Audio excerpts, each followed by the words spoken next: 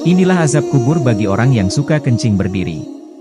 Pada dasarnya kencing berdiri merupakan hal yang dilarang oleh Rasulullah Shallallahu Alaihi Wasallam, sebagaimana termaktub dalam hadits yang diriwayatkan sahabat Jabir bin Abdillah. Rasulullah Shallallahu Alaihi Wasallam melarang kencing dengan berdiri.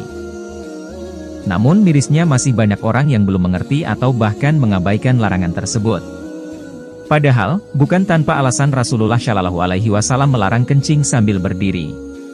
Pertama, jika dikaji dari sisi medis, kencing sambil berdiri bisa menyebabkan gangguan kesehatan pada alat reproduksi.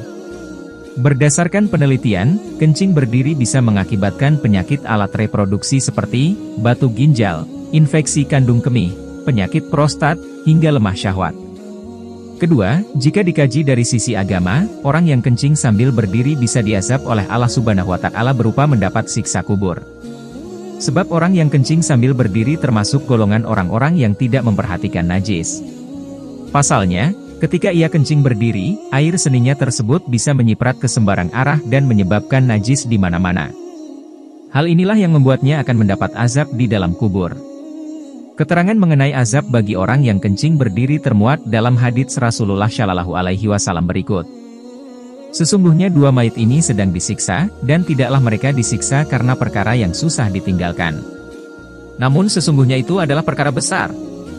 Untuk yang pertama, dia suka melakukan adu domba, sedang yang kedua, ia tidak menjaga diri dari air kencingnya, kencing sambil berdiri. Ada juga yang memaknai tidak menjaga diri dari air kencingnya adalah kencing dengan sembarangan. Karena Rasulullah sendiri menganjurkan akan kencing dengan posisi duduk dan harus di tempat yang tertutup, toilet.